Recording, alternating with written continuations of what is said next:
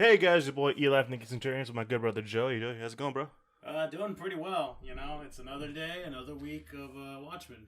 Another week of what the fuck is going on. Yeah, that's happening more and more. I think as each episode goes It's on. kind of starting to piss me off, really. Yeah, Well, not piss me off, but more like okay, it's a bit annoying. it's annoying. It's very annoying. Well, then again, it's the guy that wrote Lost, so And the leftovers. I feel like that kind of makes sense. Yeah. I don't know why this looks like it's. Thankfully, yeah. hopefully, it's not as long as Lost, because here in I still say that this show should just be a one season kind of thing, like a mini series. It feels like it will be. Hopefully it is. I mean, I don't really think this can go on for like. I feel like I also agree. Like it's a There's no reason to Game of Thrones this. yeah. But anyways, Yeah. Episode Episode 4? four, Yeah. yes. If you don't like my story, write your own. Which So I know what you're thinking. yeah. It sounds like they're throwing jabs at people who don't like the show, but in actuality, it's a reference to the book that is later going to be mentioned, which is Things Fall Apart. Okay. Yeah, and there's an interesting thing about that book that I'm surprised I haven't heard any connections yet, but we'll get to that when we get to that.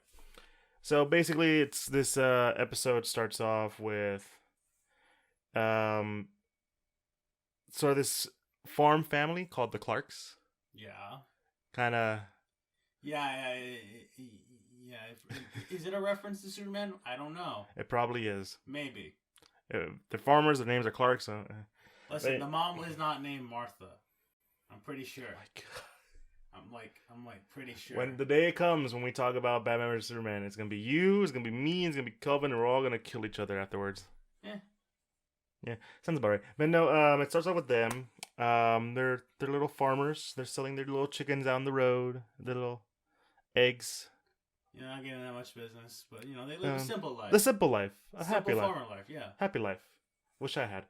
But late in the night, they get a call. They get a call. Well, not a call, but like a knock on the door by a woman that we haven't seen yet, but has been mentioned throughout the show, Lady True. Yeah. And so she comes in and tries to get them to sell off their house. Well, not sell, but more like, listen, I got something that you want. Yeah. And you got something that I want. Yeah, she's pretty much bargaining for their land, and she's kind of like putting out all these like non-negotiables about it. Yeah. And they eventually, they do definitely sign because she has the one thing they've always wanted. Which, do you want to mention that? You want to make that as a part of the spoiler? No, I think we mention it now because I feel like it's like the first couple of minutes. Yeah. And we can talk about the effects of it later. Yeah. So what she introduces them is a baby boy. Because the mother, the woman, she's not. She can't have babies. Yeah. I was trying to find like a scientific term, but that makes more sense. Yeah, she it's layman's terms. She can't have kids. They've tried so before, but they just couldn't find the way. There was no will to the way. Well, yeah, her eggs were deemed infertile. Yeah, that's what it was. And while I like the idea of this, I feel like it went too fast. Well, yeah, I kind of I kind of understand what you mean. It's sort of set up in a very sort of like high stakes, high fast scenario because Lady True puts it on a timer where it's like you have 3 minutes and we're gonna talk about it, and then like as the minutes go by, it's like, oh yeah, I've given you I made a baby through your biological DNA and it's your baby. And if you want it, sign over the house. You got like 30 seconds. Also, I will make sure that you guys are provided for and that baby has enough money to go to college. Yeah, she gives them like... She literally gives them like a dinner plate. Not a dinner plate, a buffet of like options. Yeah, she pretty much like sets them up with like $5 million. So, they're pretty set. They're set for life. Yeah. And like, I'm not saying it's unreasonable, but I'm saying like that went a little too quick. They didn't have enough time to like contemplate the whole thing. Like, are we even sure this is our kid? I get the whole notion. It was just like it's the whole time. It just felt very off for me. Yeah, I mean I understand that, and it's definitely sort of like a sort of like weirdly paced and sort of like you feel like this is supposed to be a moment that like somebody should has to contemplate. They have to like really think about it, but it's like you got 30 seconds. Sign your house over to me now. Okay, yes, Lady True. I will sign my house away, and so she does, the mom, because they're over the hills with joy with having their own child now. Yeah. And we get into something interesting that happens that Lady True gets a signal and she walks out. Well, she doesn't get a signal, but they walk outside because they hear something, and it's this sort of meteorite that's falling down to the earth, which we're all wondering what could that be. I mean, the obvious answer will probably be Dr. Manhattan, but we don't know yet.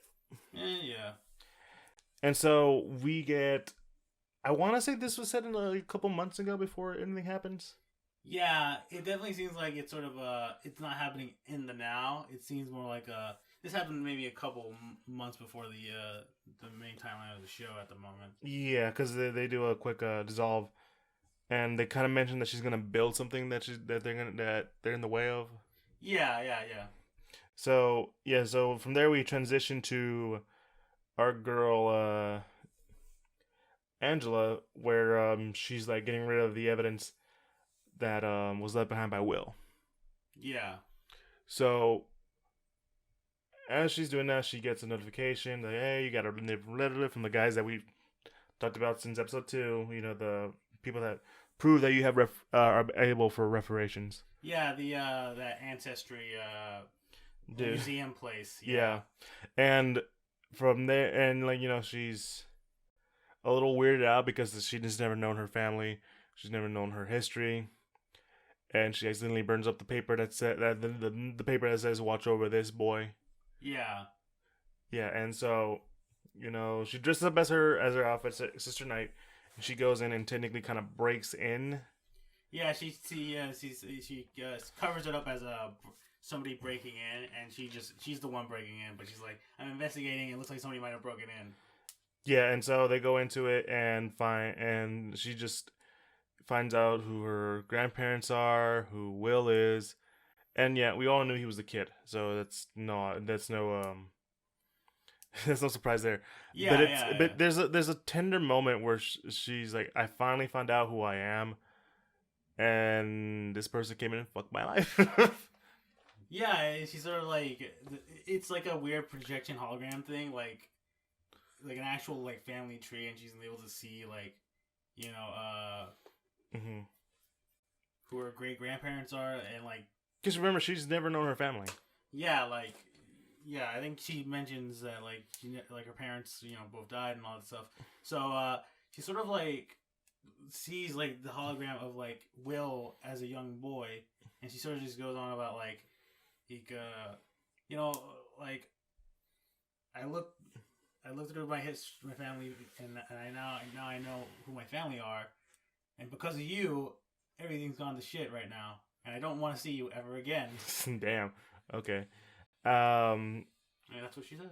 And then we get cut to the ending of episode 3, where we hear the car dropping down, the siren, the horns, and all that good stuff. And Lori outside laughing. Yeah, she so happens to be like right nearby. Well, I guess to be fair, yeah. Like the car drops in the exact same place. Yeah, it was taken from. So it was established that they're at least near each other too. Yeah, early in the episodes. And so after that, we get ourselves a quick talk with where am I messing stuff up? What happens afterwards again? No, it's just you know, she finds out that it's her car. She's like checking. She finds like that bottle or whatever in the glove compartment. That's what it was. I was like, because I'm thinking ahead, and I'm like, and that's not what happened afterwards. Yeah. But you know, and Lori just sort of like, kind of like, he mentions that it fell from the sky, and she's like, "Are you serious?" It's like, I mean, it did. I mean, how else would look that fucked up? Yeah. So, yeah, and after that, it's the stuff with the family, right? Yeah. Yeah. It's a scene with her family. Yeah, not Lori's family, but Angela's yeah. family. And in there we well no, they cut to like, you know, they're having a little conversation. The girls are sleeping in mom and dad's bed. No room for mom though. So she goes to Topher's room and comforts him. And they have a quick conversation about stuff. What was the stuff again? You know, they just sort of like, it's kind of like a heart-to-heart moment. Yeah. If I recall, it's just sort of them, I think it's still mentioning Judd, if I remember correctly. I'm sorry, I'm just really tired right now. Yeah. It crashed last night. But no, they have a nice heart-to-heart, and which leads to what's going on in the morning. And we find out an interesting character trait with the husband, whose name is escaping me. What was it again? Isn't it I want to say Cal? Cal, yeah, Cal. I think it's Cal. Calvin. No, but Cal ends up having a conversation with the daughters, basically saying that there is no heaven, there is no God, and we all turn to dust and nothing else more. Well, yeah, because the kids were having an argument about Judd being in heaven or like, you know, that kind of stuff. And he's like, well, kids, there is no such thing as heaven. Joe was born from nothing and he dies in nothing. And like the little girl has like sort of like a moment where she's kind of sad, but then he immediately switches to like, now who wants waffles? Yeah, I remember that. That was just a weird moment.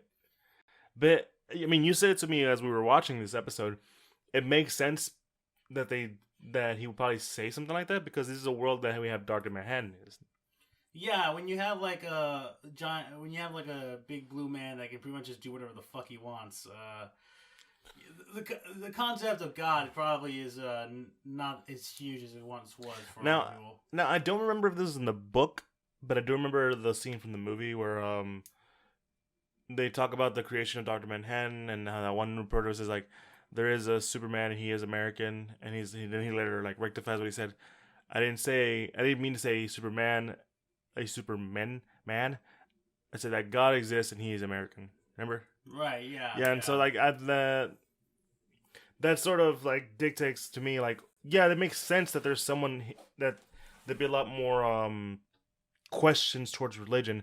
But I mean, they're not questioning religion, but I think it's one of those little nods that like, okay, this is a world where they literally met a guy who basically can do whatever like you said, whatever the fuck he wants. And create anything out of nothing. And to some, that would be a god. Yeah, absolutely. Yeah, so you don't even know, but then you also know that he was created. So, like, you know. Yeah, it's just a whole bunch of... It's metaphysics. Yeah. It's weird. It's either there is a god or there isn't a god. It depends on where you land. And later on, Angela goes visit her good old pal Looking Glass. Yeah, and you know, he hangs out in like a bunker in his house because he's a cuckoo guy. Yeah, that seems about right. Yeah, he basically has a doomsday prep scenario stuff. Like he would show up on that show.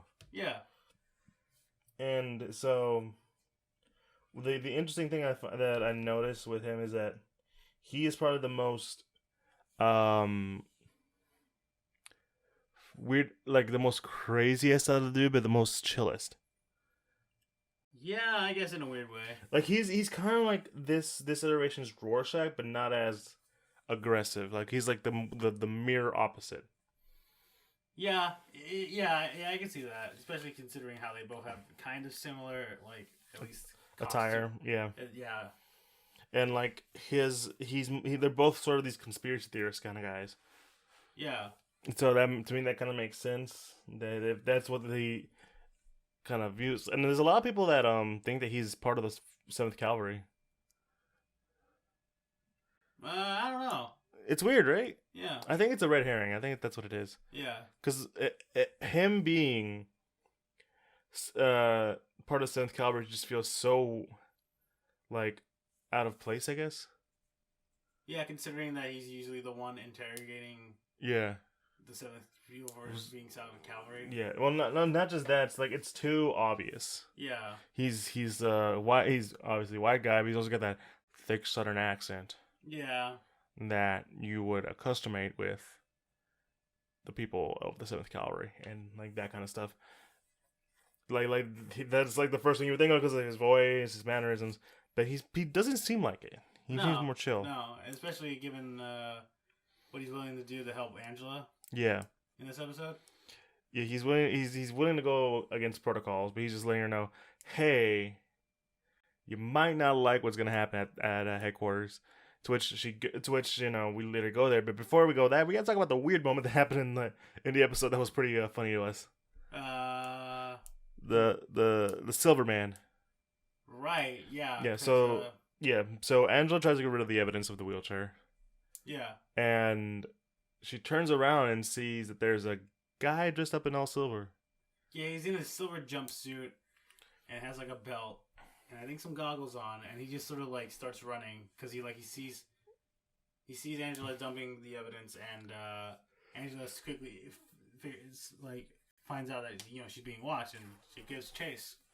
Yeah, and it's a nice chase, standard on foot chase, and then at some point he starts spraying himself with something. Yeah, like some sort of weird like oil slick stuff, and then he runs in and slides into a sewer grate. Yeah. And it's just, I like how Angela's reaction. She's like, "The fuck?"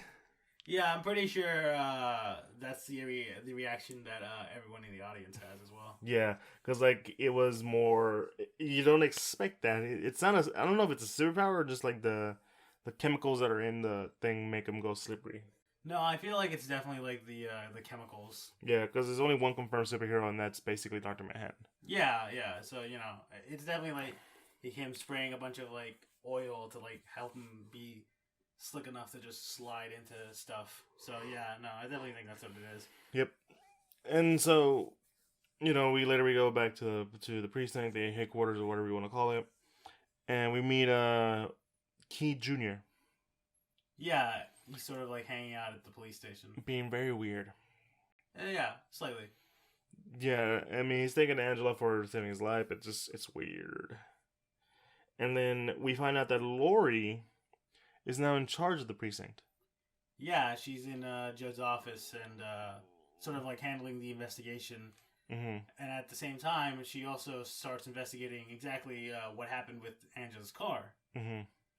To which leads her to finding out about Will and her later and possibly investigating Cal. Yeah, because she did investigate. I'm sorry. Yeah. She went to Angela's house and had a conversation with Cal. Yeah, and so from there, they get a call and they're gonna head and go see Lady True, who we met earlier in the episode. Yeah. And during that ride, Angela finds out that Lori was the second Silk Spectre.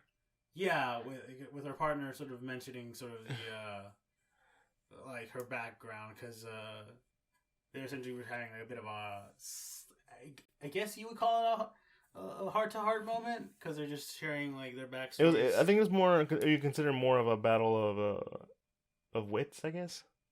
Possibly. Because Lori's whole thing, and we'll get to that later, is that most of these mass vigilantes are trying to hide their trauma.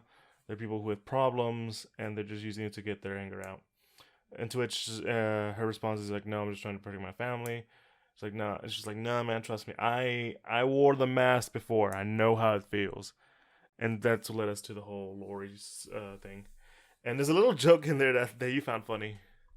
Yeah, slightly, because when Lori's psych partner mentions that her parents were in the Minutemen, Angela goes like from the TV show, and he sort of goes like, that TV show, man, that's a lot of bullshit. Yeah, he's like, it's not great. There's a lot of historical inaccuracies in it and stuff like that. Because he's a historian. Yeah, he's a historian and that stuff. Which, I mean, we can get into whether or not that's meta later on. Yeah, because I feel like you saw that as more meta than I did. Yeah. And so we meet Lady True. She's clearly building a lot of weird stuff, and and apparently the little girl that we met earlier in like what episode 2? Yeah. That's her daughter. Yeah, it's And we'll get to her when we get to her. Yeah. But Lady True only allowed Lori and Angela to come in, leaving the good old partner. What's his name? What was his name again? The partner? Petey. Yeah. Petey. He left her behind. They said like only women allowed now. I'm like, oh man, really? He's kind of feminine. I'm just kidding. All right. No, but they go and have a chat with Lady True, and we find and basically she's kind of like Ozymandias, always trying to solve the world's problems, trying to make a new world, and so we find out about a little bit about her. She's from Vietnam. She values a lot of the culture and the idea of legacy. Yeah, which was also a big thing that she was mentioning, I think, in the beginning of the episode. Yeah, and I'd like to get more into that as we go as later, especially in our spoiler portion. Right. Yeah. Yeah, but and so they have a True and Angela have a little talk in Vietnamese, and we find out that that True is in like she has some connections to William. Yeah, because the aircraft that stole Angela's car with Will in it was one of her aircrafts, and It was not Archie. No, so she was. So they basically came there to pretty much sort of try to figure out that hey, one of your aircrafts stole this car, and we want to figure out like if anybody is responsible. Yeah. To we're gonna get him. We're gonna get him good. And she's like, I'll look into it. I have no idea what happened. But we also find out that True was very heavily inspired by Ozymandias. Yeah, to the point where she even has like this gold statue of him in her little palace. Yeah, I guess you would call it that. It's like a giant greenhouse that's supposed to replicate the environment of Vietnam. Yeah, and so it's weird how, and Lori points out that they made it look old, and she's like, well, we always honor our ancestors for we are their legacy kind of stuff. Yeah. And then we cut into good old Adrian Veidt, good old Ozymandias, and something that we thought was really, really just uncomfortable. Not uncomfortable, but like, what the fuck? Yeah. So we find out where those clones are coming from. They start off as babies in the middle of the lake that he has to fish out. Yeah, and then old lobster style. Yeah, it's he pretty much decides which ones look the best to him, and which ones, if there aren't any that look good to him, he just throws them back into the water. There's a rumor that there's a theory that he's only allowed a certain number to take out because of the game master or the whatever. I guess fair play. I mean, yeah, that might be something involved. Yeah, and so he takes them. He finds 2 good ones, and he goes in and he puts them in this I guess would be age rapid fire, I guess. Yeah, it's like this weird cylindrical machine that somehow is able to rapidly develop these babies into full-grown adults in less than 2 minutes. Yeah, and those are how he gets his servants. Yeah, and because he just puts it on. He goes down and just starts eating a bit and listening to some music, and you can hear in the background the screaming of a baby to a child to a grown woman, and then voila, you're instant servants. Yeah, and we'll get into the whole things with the servants soon. But basically, the reason he has 2 new ones because he killed them all. Yeah. It's not shown on screen, but pretty much we find out as soon as he walks in the room. Yeah, that he pretty much murdered pretty much all of his staff and needs more servants. Yeah. And so we get a hint of his new plan, where just basically catapulting the dead bodies out outside of where he is. Yeah. And he makes the notion of this is this 4th year in there, and he's starting to go a little cuckoo. Yeah. He's sort of like starting to lose his sanity, and he's like, I'm trapped in a prison, I gotta get out.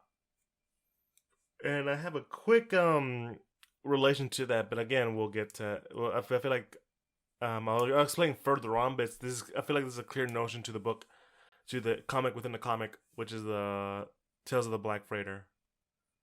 Yeah, I can see that. Yeah, it seems very similar to that, and so we find out that he's working on something that using a catapult to measure out the distance of where this little area that he's trapped in is, and we get this is like cool fade to the moon.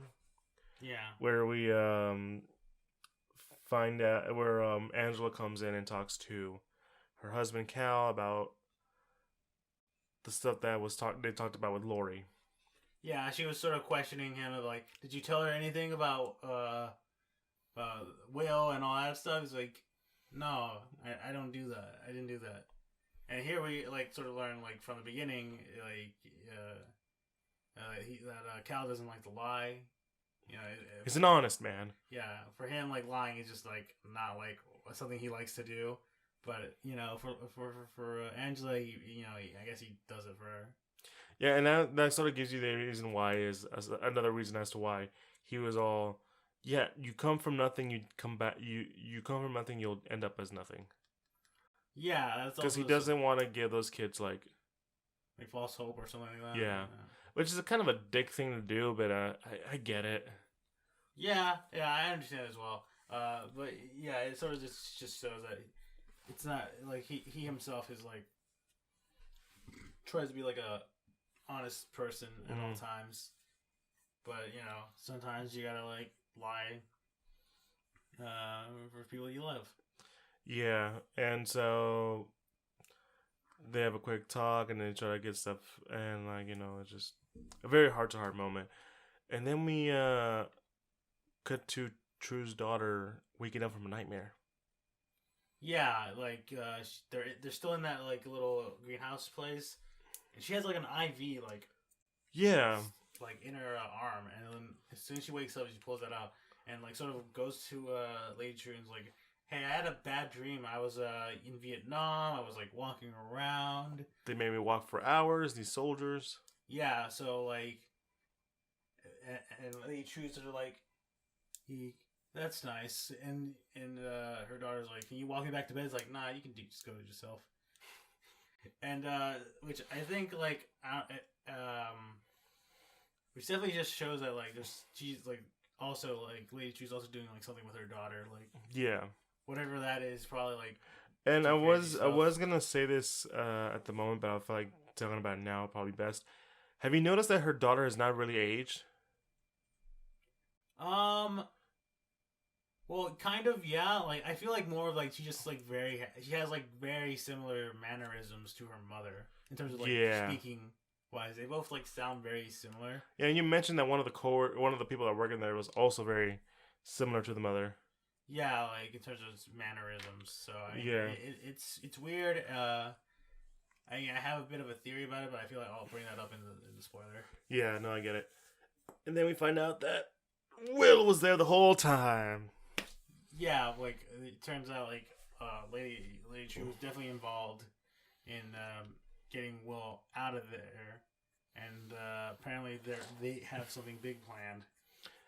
And he knows that what's gonna happen is probably not gonna be okay with Angela. Yeah, like he makes note of that. Sorry, just had to like move it a bit. That's all right. But yeah, no, he makes note of that. Like what he's planning to do is definitely gonna like screw up a lot.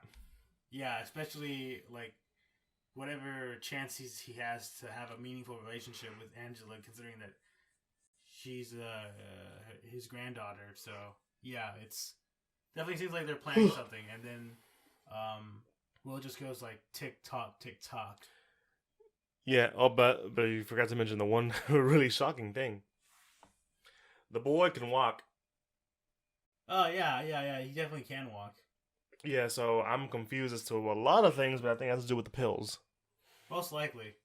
So as we exit out, we find out that those airships are taking other stuff all the way up to space,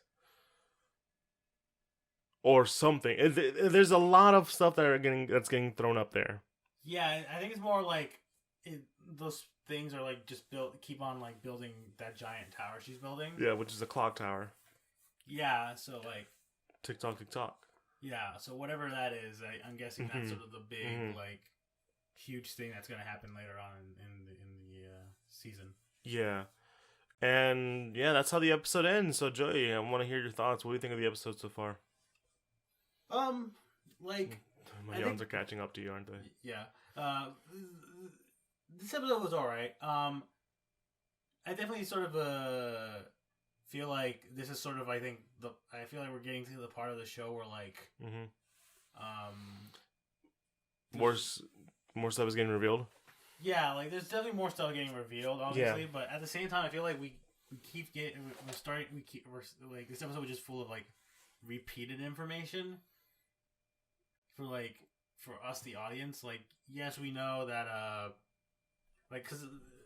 we know that like Angela and Will are related and all this stuff, and I don't know, it just sort of feels like we keep getting like the same information for certain characters over and over, which kind of like, at least for me, feels like a bit like repetitive. Yeah. No, I agree with you. I don't want to say this is the weakest episode, but it feels much like it. Yeah, I mean, I'll commit to saying it's the weakest episode by far. All right, man, you take it from me. I mean, I'm not arguing with you at all. Well, I mean, like, yeah, I mean, you know, it's it feels like we're sort of like we keep treading on the same ground and we're just waiting for something to happen, which I assume will definitely happen in the next episode. Yeah, because the only new thing we got was the whole True thing. Yeah, like finally knowing who Lady True is, and knowing that she's involved with something. Yeah, as well as that weird guy in the silver suit. Yeah. Like wondering what the hell that was all about. Yeah, it's heck, I'll say, yeah, you're right. It's the weakest episode. It's not bad. Yeah, I mean, I don't think it's bad. It's just compared to all the other episodes, it definitely seems like a weird, like, slower. Yeah. Just like not a lot of whole stuff essentially happening.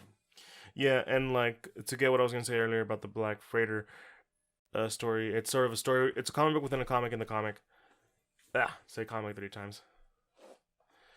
And in the story, it's about this captain who has to escape. Basically, he has to make a boat out of dead people. Yeah. And he has to do what he can to get back to his family to rent some other stuff, and he ends up becoming the monster. Yeah. So that's basically the whole idea, and you kind of get that with Ozymandias, because the story basically like, the Black Freighter kind of parallels with what Ozymandias has been what Ozymandias did in the book. So you can so this is like taking it to full circle where he's now literally becoming that. Yeah, in a weird way. Yeah. So I'm down for it. It looks cool. Yeah, same with me. And it gives more character to Ozymandias. Well, I'm not saying he didn't have character, but I'm saying like you're more invested, because the one thing I will say throughout this show, the Adrian Veidt stuff is probably the best thing about it. Yeah, it's like it's just kind of like it's like it's like so weird and interesting. Like yeah, a lot of like crazy shenanigans going on with him. Yeah, we're not saying the other stuff isn't bad, but we're just like you said earlier, we're retreading. We're not progressing at all, and I want to progress. This is the 4th episode of a 9-episode series. I don't want like one filler episode. Yeah. And this felt like a filler, and maybe after the whole thing's done, we'll say differently. Maybe because the preview shows stuff happening. Yeah, the preview definitely shows a lot more interesting stuff that might be happening. Especially from the Looking Glass's point of view. Yeah. Which I'm very excited because I haven't seen that much of that character. There's also like a couple characters that I can already tell they're not going to be important, which is like Pirate Jenny and the Red Scares. Yeah. Like I was like, these guys are gonna be that important. They're just gonna be like cannon fodder. Most likely. Yeah. Yeah. But no, I mean I'm fine with it. I think it was okay. Yeah, it's an okay episode, which not saying it's bad, but Yeah, it's good. It's all right. I think this show has been pretty solid so far. Yeah. And I'm wanted to see where else it goes. But yeah, so spoiler time. We're gonna give you guys a couple seconds to go and watch the rest of the episode yourself. I know we kind of basically always say the whole key points of the episode, but we always try to leave out certain details that we feel are very important to the episode. And yeah, you ready? Yeah. So Jay, we're gonna go into spoilers. Okay, spoiler time. Joey, what the fuck is going on with those clones, man? Yeah, no, the clones thing is just so weird.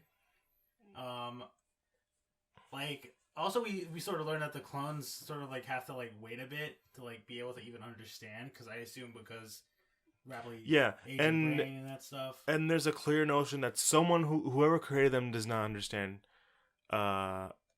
people, I guess. Which makes me think wherever he's imprisoned, because he basically says this is his prison. Yeah. Is basically probably Dr. Manhattan. It's possible. But yeah, because so it might be Lady True for all we know. Yeah, it's definitely like, if anything, like the whole, like this whole episode sort of like definitely confirms the idea that Adrian is not in a place that he put himself in. Mm-hmm. Someone put him here. They create these clones for him, and he sort of just is in this weird environment, and where he initially thought that it was a cool place to be and all that stuff, but now he's sort of like, I hate it here. I want to leave. Yeah, and we got confirmation that it's been 4 years. Yeah, he's been in here 4 years, and which we all knew, but now we finally got confirmation. Yeah, because I feel like like the whole anniversary cake thing definitely was like weird at the start. Yeah. In the first episode, like you're sort of like, all right, what are they celebrating then? And now, like, I feel like it's pretty obvious that he's been celebrating all the times he's like the entire time he's been in the whatever this place is. Yeah. Because especially considering that when he ages up the new clones, he's eating like an anniversary cake. Yeah. So. And when he gets there, there's still the anniversary cake, but it's like all melted now. Yeah. And they're still not functioning well because they still don't understand what the fuck a knife is. Yeah. Because he once again gives them once again, Mr. whatever his name is, Phillips, gives him a shoe again. A horseshoe. Yeah. And he's like, I don't need this right now. I need it later. Kind of stuff. Yeah. And so, man, this is why I'm saying the Adrian Weiss stuff is the most interesting stuff about the show. Because it's the more I want to know what's going on, and they're making this whole thing, and like the whole Black Freighter reference that I made earlier, he's really starting to become like that, because like he's after he starts making a boat of his dead crew, he starts becoming crazier and crazier and hallucinating, and stuff doesn't go well for him, and I see that happening soon. And so yeah, the next thing is for Lady True. Yeah. What is up with her daughter, man? Yeah, like honestly, like the whole, I'm pretty positive that like there's two things that I have that are about Lady True and her relationship with her daughter.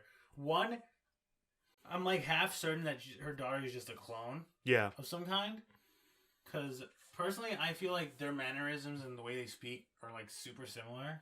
Mm-hmm. Which I guess sort of leads me to believe that she's definitely like a clone of some kind.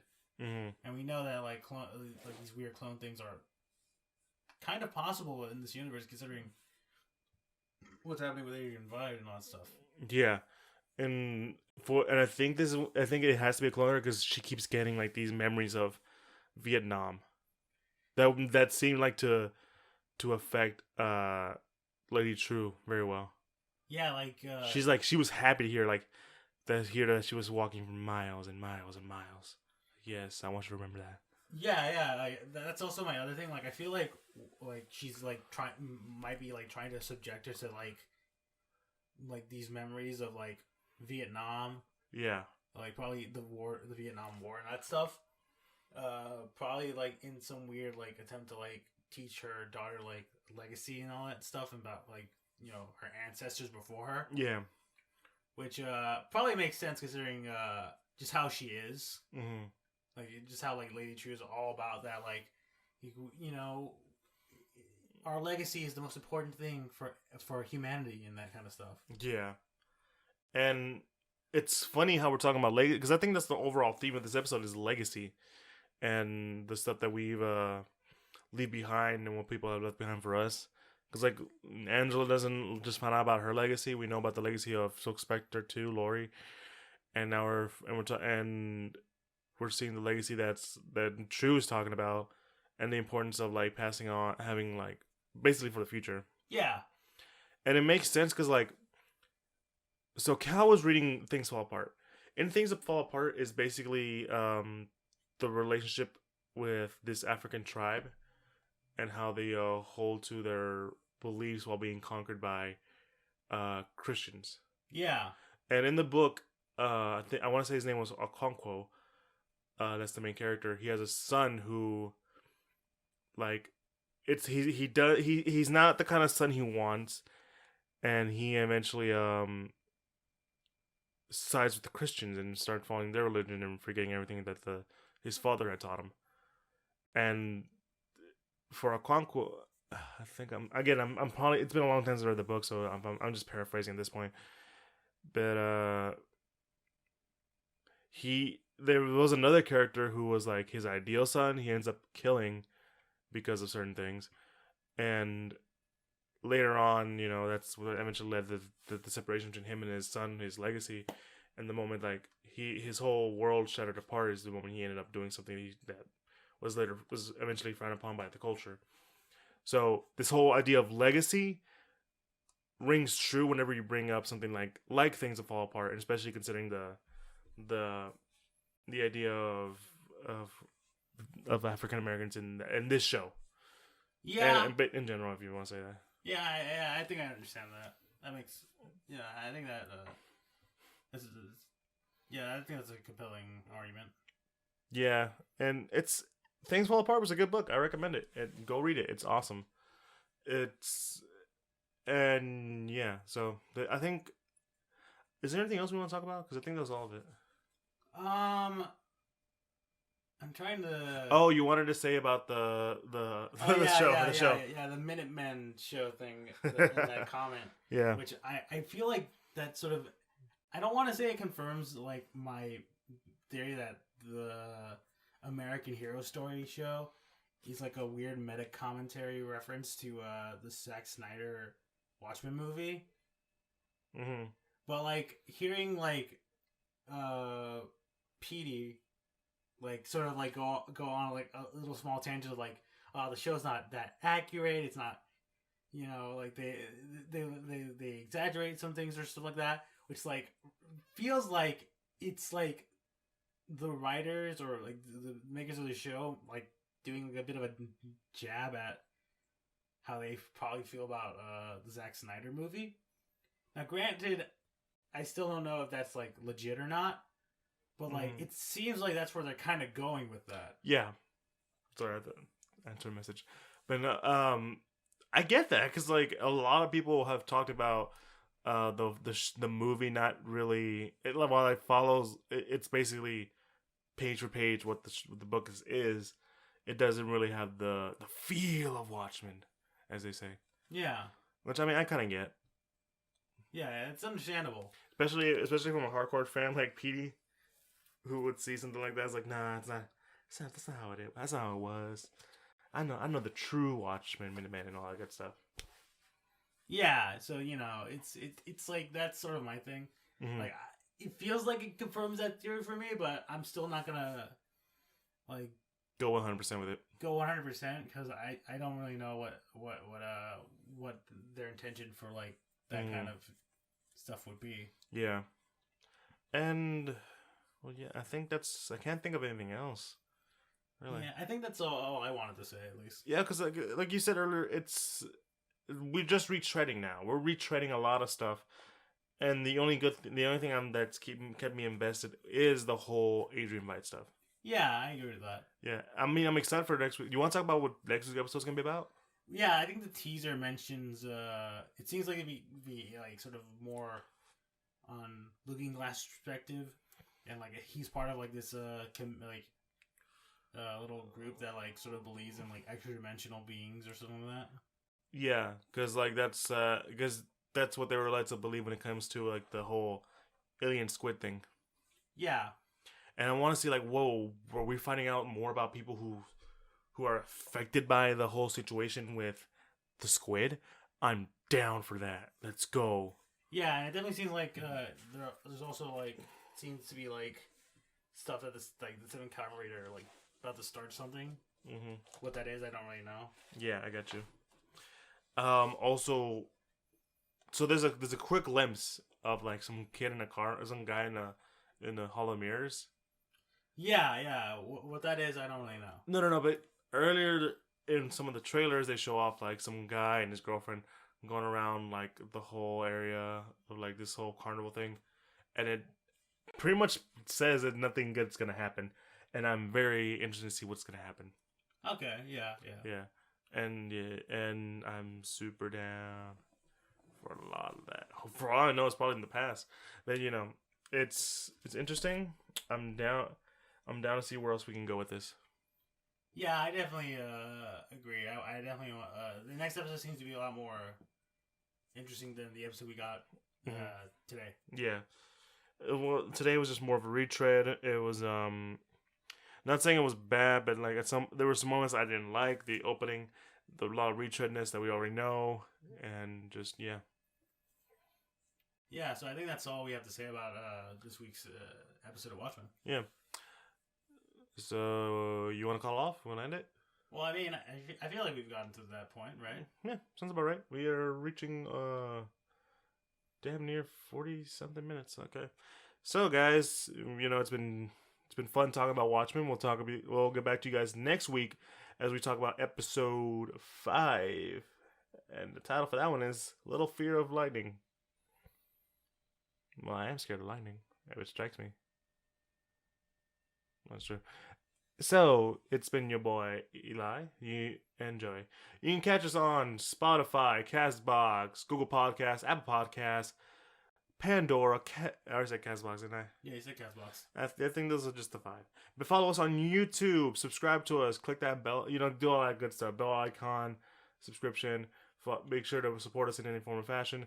We also support us on Twitter, Facebook, and Instagram. We're always updating our Instagram whenever we can. A lot of fun stuff. And later we'll be having a good conversation. Hopefully we can get... I'm really trying to get Kelvin and some of the other guys to get in on this. We're really interested in the show. And Kelvin... I would like to hear Kelvin's thoughts on this.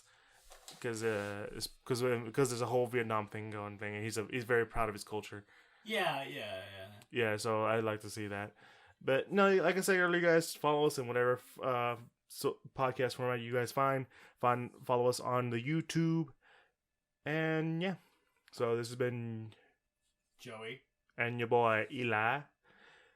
We are the Geek Centurions, and we're signing out. Peace.